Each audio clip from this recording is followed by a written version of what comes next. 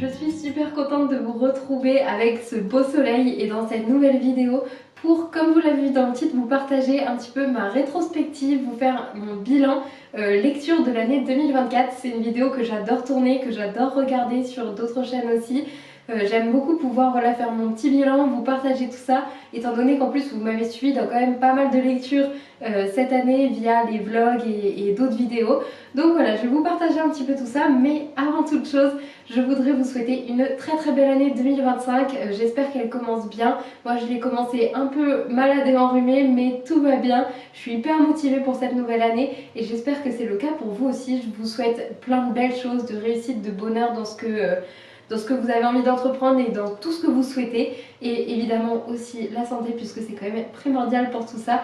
Mais voilà, j'espère que vous passerez une belle année et qu'on sera toujours ensemble pour la passer aussi, puisque moi j'ai bien prévu de vous faire d'autres vidéos, de continuer un petit peu sur la même lancée que la fin d'année 2024, voilà, sur YouTube, sur les autres réseaux aussi, enfin bref. Trêve de bavardage, j'ai énormément de choses à vous montrer, à vous partager. Si on fait un petit point statistique, je suis hyper contente de cette année puisque j'ai pu lire 43 livres, dont 39 romans qui ont été entamés, 37 qui ont été lus, donc seulement 2 abandons et 12 romans de plus que l'année 2023, il me semble que c'était ça, donc c'était plutôt chouette puisqu'au final j'ai à peu près le même nombre de livres lus qu'en 2023, mais beaucoup plus de romans. Et j'ai adoré en termes de lecture cette année, ça a été vraiment une année chouette, il y a quasiment pas de livres qui m'ont pas plu. J'ai des belles lectures, de très belles lectures, des livres marquants. Je pense que l'année 2024 se place parmi l'année qui m'aura permis de lire les livres les plus marquants de toute ma vie, dont les 2 premiers que je vous présenterai tout à la fin, puisque du coup j'ai décidé de faire comme pour le bilan de l'année 2023, je vais vous partager un classement de mes bonnes lectures, très bonnes lectures jusqu'à mes meilleures lectures, les coups de cœur. Ensuite, je vous parlerai d'une saga qui m'a beaucoup plu cette année, mais que j'ai du mal à classer parmi ce classement, et de mon coup de cœur manga. Et je finirai par une petite pile à lire pour le début de l'année 2025.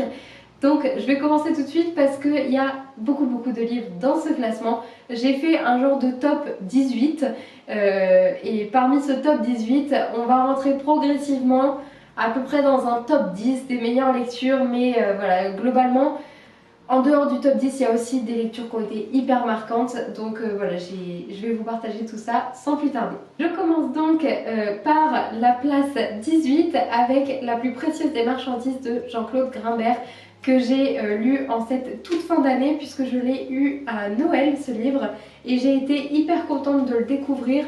J'avais vu qu'ils avaient sorti un film d'animation autour de cette histoire, et voilà, j'étais très contente de pouvoir lire le livre. C'est un tout petit livre qui se place du coup à la fin de ce classement, mais ça ne veut pas du tout dire que c'est pas une bonne lecture puisque j'ai vraiment beaucoup aimé ce livre. Là, dans ce classement des 18, il y a vraiment que mes plus belles lectures de l'année, donc voilà, ça permet aussi de comprendre à quel point les lectures vont être bonnes, puisque déjà la 18e place je l'ai adorée. On est dans un livre qui est difficile à lire, qui est pourtant très beau en termes d'histoire, où ça se passe du coup pendant la Seconde Guerre mondiale. On va suivre un petit peu 2 familles, si on peut dire, en parallèle, mais dont l'histoire se rejoint, et c'est vraiment magnifique. Ça m'a mis la larme à l'œil par contre, voilà, c'est assez touchant, et je vous conseille vraiment de vous plonger dans l'histoire si vous ne l'avez pas déjà fait, soit par le biais du livre ou par le biais du film que je n'ai pas découvert, mais j'imagine qu'il se base assez fidèlement sur l'histoire. En 17e position, j'ai décidé de mettre Miss Peregrine et les enfants particuliers, et comme je vous l'ai dit dans la dernière vidéo de l'année 2024, c'est un livre que j'ai découvert en version audio. Je connaissais par cœur le film, mais j'avais très envie de lire la saga depuis un moment, et du coup j'ai choisi de l'écouter. Ça a été une très chouette découverte, assez fidèle au film, l'adaptation de Tim Burton, et du coup j'ai très envie en 2025 de pouvoir découvrir la suite de la saga. En 16e position, il y a Orgueil et Préjugés, que je suis trop contente d'avoir enfin lu cette année, puisque c'est un livre qui traînait dans mes étagères depuis 2022, donc il était vraiment temps de le lire. Je l'ai écouté en version audio et je l'ai lu en parallèle. Ça m'a permis du coup d'être sur le livre quand j'étais disponible et sur l'écoute quand j'étais en train de travailler à l'atelier. Et j'ai adoré l'histoire, vraiment ça a été super de me plonger dans cette histoire d'une époque ancienne de l'Angleterre, une romance avec des personnages hauts en couleur, hyper agréable à découvrir. J'ai beaucoup aimé aussi la plume de Jane Austen, ça a été Jane Austen, je sais pas, bref, ça a été vraiment superbe. Et ouais, je pense que j'essaierai de découvrir d'autres classiques de l'autrice, enfin d'autres romans de l'autrice qui sont devenus des classiques parce que ça m'a beaucoup plu. En 15e position, et dans le même registre un petit peu, on a Les Hauts des Hurlevents de Émilie Brontë, que j'ai beaucoup aimé aussi. Je l'ai compris, c'est un livre qu'en général, soit on adore, soit on déteste. J'ai l'impression qu'il n'y a pas vraiment de juste milieu dans les avis que j'ai pu entendre ou lire sur ce livre. Moi, je fais partie de ceux qui ont beaucoup aimé. J'ai adoré la plume, l'esprit un petit peu gothique, les personnages, bien que parfois écœurants et détestables, sont, je trouve, très intéressants. Mais je ne vais pas vous refaire trop d'explications sur ce roman puisque vous m'en avez entendu parler pendant de longues minutes dans un vlog, comme pas mal des livres que je vais vous présenter là d'ailleurs. Donc voilà, si vous êtes intéressé par mon avis plus en détail, je vous invite à aller voir les précédents vlogs. Je ne sais plus lequel c'était sûrement le 3e de la série des vlogs du Pumpkin Autumn Challenge. Enfin bref, voilà, c'est la 15e position dans ce classement. Puis il y a ensuite Roman d'un berger d'Ernest Wiechert que j'ai beaucoup aimé. J'ai adoré cette petite histoire pleine de vie, d'humanité et de nature, très courte mais qui vraiment m'a fait beaucoup de bien. Quand je vous dis que c'est très court, ça doit faire 95 pages je crois, enfin moins de 100 pages et c'est vraiment très agréable à découvrir. Et ça pareil, je crois que ça fait partie des classiques de la littérature allemande pour le coup. Et voilà, c'était très sympa et ça fait partie de mes très bonnes lectures de l'année. Puis en 13e position, il y a Des heures à lire de Virginia Woolf, Des heures à lire et autres courses d'essai, pardon. C'est drôle, j'ai trouvé en le plaçant, enfin en regardant mon classement après avoir essayé de tout positionner, je me suis dit que c'était assez drôle de mettre ce tout petit livre, ce petit recueil d'essais à cette position-là, mais en fait je me suis rendu compte que ça a été très marquant pour moi de découvrir la plume de Virginia Woolf. Les deux nouvelles que j'ai le plus aimées, ça a été Par les rues, Aventures londoniennes et la deuxième, Promenade nocturne. Et ouais, j'ai été plongée dans la plume de l'autrice et j'ai vraiment beaucoup aimé et ça m'a donné très envie de découvrir d'autres choses et du coup je pense que ça va être pour 2025. Voilà, en fait j'ai trouvé que c'était très contemplatif et à la fois assez novateur je pense pour l'époque à laquelle ça a été écrit et bref voilà, j'ai beaucoup aimé ça. Puis en 12e position il y a La Mare au diable de George Sand. George Sand c'est une autrice que j'aime énormément, que j'admire aussi beaucoup. La Mare au diable c'est un livre que j'ai redécouvert en 2024 dont j'avais aucun souvenir mais qui m'a vraiment marqué pareil. Certains passages sont encore recopiés sur des feuilles que j'ai mis sur mon bureau devant lesquelles je travaille, par rapport à la céramique. Du coup c'est vraiment une très grande source d'inspiration, à la fois cette autrice mais ce texte aussi. Et ouais, La Mare au diable c'est son texte le plus ancré dans le Berry, dans sa région qui est le Berry et qui est la mienne aussi et voilà, c'est aussi je pense pour ça que j'y porte beaucoup d'intérêt et ça a été malgré le fait qu'elle soit pas dans le top 10 une de mes lectures les plus marquantes de l'année. En 11e position il y a un livre que je n'ai pas en ma possession puisque je l'ai lu en version liseuse, c'est Le souffle des rêves de Clarisse Sabar que j'ai beaucoup aimé. En fait c'est un livre que sur le coup j'ai beaucoup aimé malgré le fait qu'il y avait quand même pas mal de petites choses qui ne m'ont pas plu, qui m'ont laissé un petit peu perplexe dans le roman, mais après réflexion et quand je fais un peu mon bilan, je me rends compte que c'est un livre que j'ai très bien en tête encore, que j'ai beaucoup aimé et auquel je repense avec beaucoup de plaisir, donc voilà, c'est pour ça qu'il se situe dans cette position du classement. Bon, vous avez vu, j'explique pas grand chose des livres, je les résume pas, j'en parle très peu parce qu'en fait pour la grande majorité, voire l'intégralité de ces livres, j'en ai parlé dans d'autres vidéos, donc je voulais pas trop me répéter, c'est pas trop l'intérêt de cette vidéo aussi. Mais si vous voulez en savoir plus, n'hésitez pas soit à m'en parler en commentaire, à m'envoyer un petit message, ou alors aller voir les autres vidéos que j'ai fait précédemment, donc en 2024, puisqu'il y en a pas mal sur lesquelles je parle de longues minutes et il y en a d'autres que je vous présente de manière plus synthétique mais que je vous présente quand même. Donc voilà, n'hésitez pas à aller voir tout ça. On rentre maintenant dans le top 10 avec en 10e position avec l'effet de Sylvain Tesson que j'ai adoré découvrir là aussi. Première découverte pour moi de la plume.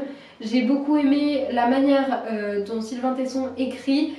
C'était un récit de voyage et ça aussi ça a été du coup très agréable.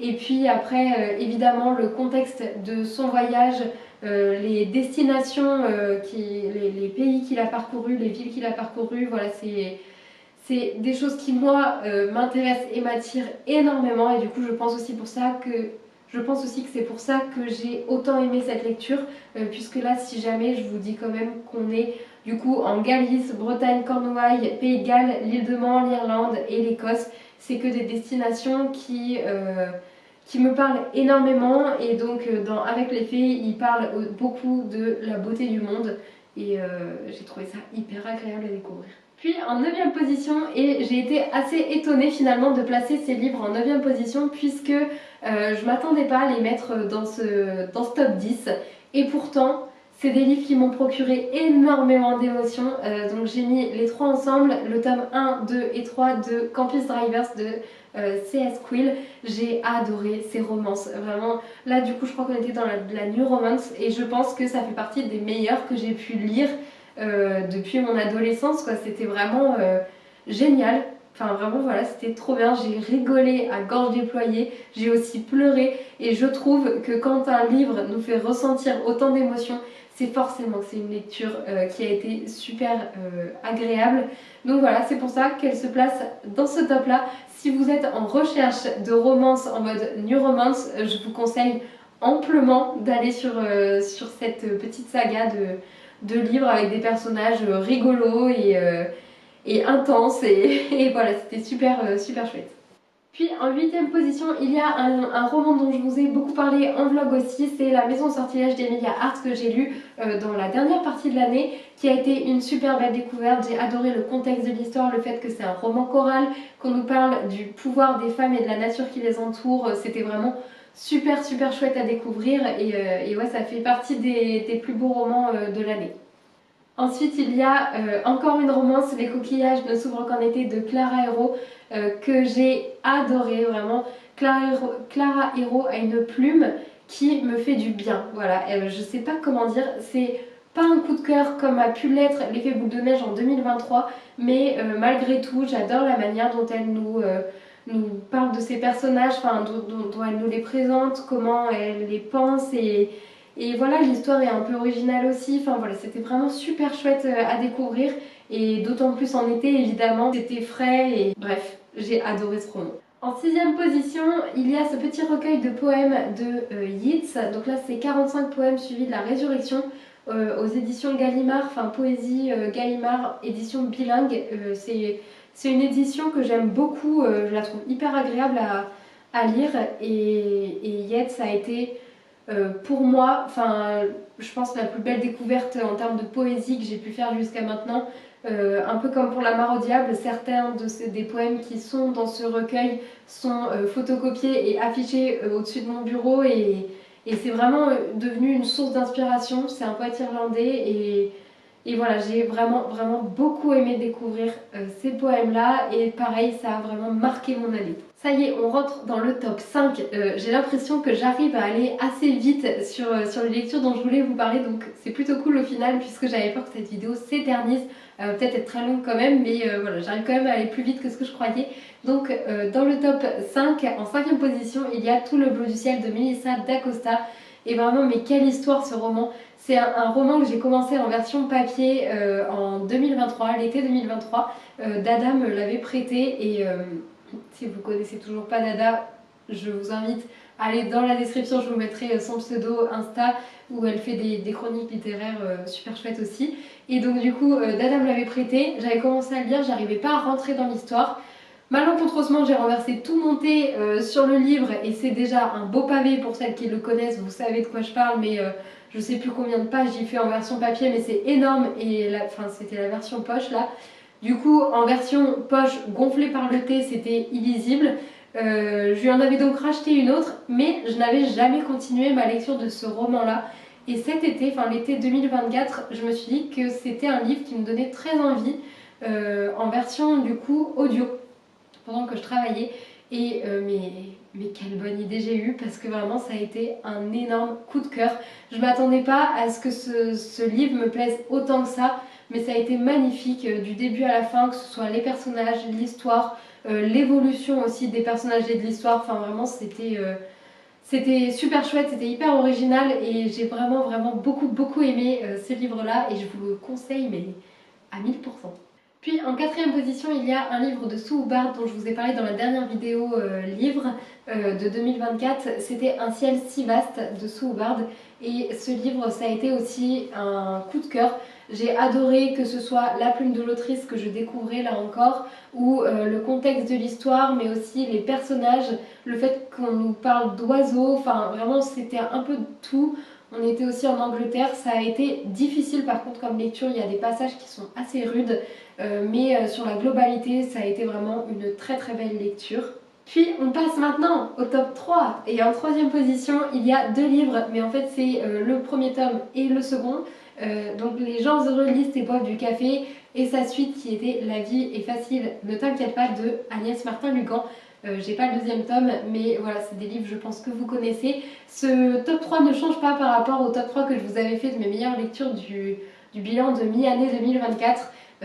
Pour moi ça c'est la plus belle découverte en termes de romance que j'ai faite toutes ces dernières années, romance adulte comme ça. Parce que bon, Les coquillages ne souffrent qu'en été, c'était magnifique, mais c'est du young adulte. Et en romance adulte, c'est vraiment la plus belle découverte que j'ai pu faire, je crois. J'ai ressenti là encore mais tellement d'émotions à travers la lecture de ce livre. C'était fou quoi, j'ai pleuré, j'ai ri, j'ai adoré, c'était chouette en termes de contexte, de personnages, de plein de choses. Je peux que vous le conseiller, je vous sentirai pas des tonnes et des tonnes parce que je vous en ai déjà parlé, mais vraiment c'était... Voilà, je peux que vous dire de le lire, c'était trop bien. Puis en deuxième et troisième position, c'est là des livres qui font partie des livres les plus marquants de toutes les dernières années, de toutes les lectures que j'ai pu faire. En deuxième position, du coup, j'avais mis Ressac de Digli. Digli qui a été une magnifique découverte en 2023 avec Atteindre l'aube et que j'ai poursuivi en début 2024 puisque celui-ci c'est le tout premier livre que j'ai lu en 2024.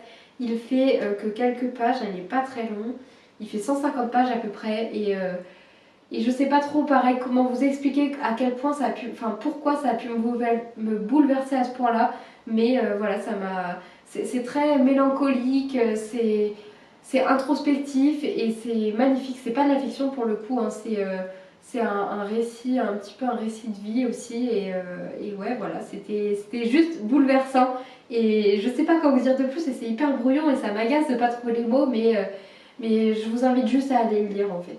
Et pour le livre que j'ai choisi de mettre en première position, et sans grande surprise si vous avez suivi les autres vidéos de l'année 2024, c'est Je suis une île de Tamsyn Kalidas. Et bah là, c'est exactement comme pour Ressac, je ne sais pas quoi vous en dire. Ce livre, je l'ai en tête chaque jour. J'ai même pas besoin de le relire tellement je l'ai en tête en fait, tellement il m'a laissé des souvenirs. C'est bouleversant en tout point. C'est le récit de vie de l'autrice du coup qui a déménagé en Écosse et qui nous parle de sa vie là-bas et d'à quel point ça a pu être rude.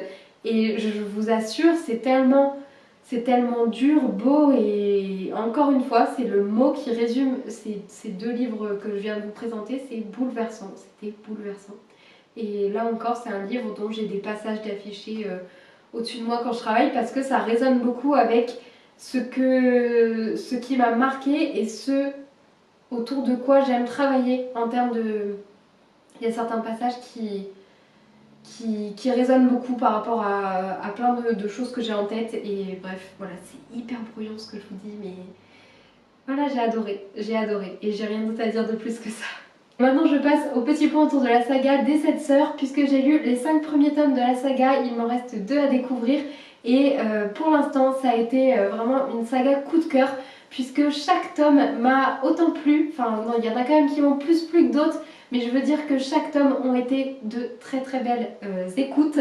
J'ai adoré particulièrement le tome 2, le tome 3 et le tome 5. Il me semble que c'est le tome 5. Le tome autour de la sœur de la tempête, la sœur de l'ombre et Tiggy. Et je sais plus quelle sœur c'est, Tiggy. Peut-être la sœur de la lune, quelque chose comme ça. Je sais plus exactement, mais en tout cas, voilà, ces 3 tomes-là ont été les 3 gros coups de cœur par rapport aux 5 écoutes.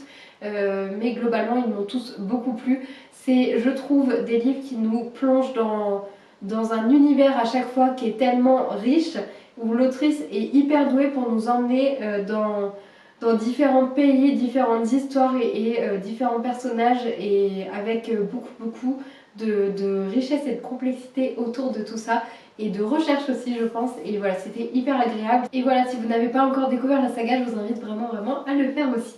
Et je finirai du coup ce bilan de l'année 2024 avec mon coup de cœur manga, comme je vous l'avais dit. Et cette année, c'est Hirayasumi qui s'est placé en haut du top des mangas. C'est d'ailleurs les seuls que j'ai lus cette année, mais c'est devenu mon manga préféré. En fait, ça dépasse même Alpi's The Soul Sender que je vous avais présenté dans mon bilan 2023. Hirayasumi, pour moi, c'est le manga tranche de vie qui fait du bien. C'est vraiment... C'est ce genre de lecture, c'est vraiment un manga qui va nous mettre dans une ambiance, qui va nous faire sourire, qui va être hyper agréable. Et ouais, c'est cette atmosphère-là qu'on retrouve à chaque tome. On va suivre du coup ces 2 cousins là qu'on a sur la couverture qui vivent à Tokyo, et voilà, ces 2 jeunes, on suit leurs aventures. On suit aussi un petit peu les aventures des personnages qui gravitent autour d'eux. Et voilà, c'est juste hyper agréable, et j'en redemande encore et encore et encore. Là, j'ai lu les 2 premiers tomes en 2024, le 3e là ce matin avant de vous tourner cette vidéo, donc ça compte pas pour 2024, mais je voulais quand même vous le montrer. Et voilà, c'est génial à chaque fois, et j'ai trop hâte de découvrir la suite. Et je finirai donc cette vidéo avec la présentation de ma pile à lire des livres que j'ai en ma possession et que j'aimerais lire en 2025. Et les voici, ça fait quand même une pile à lire assez conséquente. J'ai pas eu de pile à lire aussi grosse depuis un bon moment maintenant, mais je suis hyper contente d'avoir tous ces livres parce que c'est que des livres qui me donnent extrêmement envie, et que j'ai très hâte de découvrir. Alors, dans le désordre, il y a Résister de Salomé Saké, un tout petit livre qui va être lu très prochainement sur l'importance de s'informer autour notamment de l'extrême droite et de l'ampleur qu'elle prend dans les médias et dans nos vies. Il y a ensuite Dans la forêt de Jean Egland que j'ai reçu pour mon anniversaire, qui a l'air vraiment génial. Ma petite sœur m'a offert Le Temps des sorcières d'Alix Harrow pour Noël, et j'ai trop hâte de le lire. Ça fait hyper longtemps que je le vois et que j'ai hâte de le découvrir. Alors c'est une sacrée brique, il fait plus de 700 pages, ouais 730 pages à peu près. C'est pas écrit trop petit, donc ça c'est l'avantage, mais voilà, celui-ci j'ai trop hâte de le découvrir aussi. Voilà, globalement de toute façon tous ceux dont je vous parle, j'ai très hâte de les découvrir, parce que c'est soit des romans dont j'ai entendu depuis très longtemps, soit des romans dont je sais qu'ils vont pouvoir matcher avec des coups de cœur certainement. Et voilà, du coup ça me tente beaucoup. Je vais continuer Madeleine avant l'aube de Sandrine Colette, que j'avais commencé en 2024 mais que j'ai lâché parce que c'était plus la bonne période. Exactement sur le même principe, il y avait Abel dans la forêt profonde d'Aaron Tamassi, que j'ai trop hâte de lire aussi. Long Island de Colm Toybin, je crois que je vous en ai parlé dans la dernière vidéo de 2024. C'est un tome 2 du coup, mais j'ai l'impression qu'il peut se lire indépendamment du tome 1. Alors je vais quand même essayer de voir pour essayer de me procurer le tome 1, et peut-être en liseuse, comme ça m'éviterait de l'acheter en grand format aussi. Mais voilà, pour quand même essayer d'avoir le tome 1, peut-être qu'il y aura peut-être des références, je me dis, dans ce tome là que je comprendrai pas si j'ai pas lu le tome 1. Bref, voilà, on verra, mais voilà pour ça. Il y a aussi La poète aux mains noires d'Ingrid Glowacki. J'ai extrêmement hâte de lire ce livre puisque j'ai rencontré l'autrice pendant les grands feux de la Borne.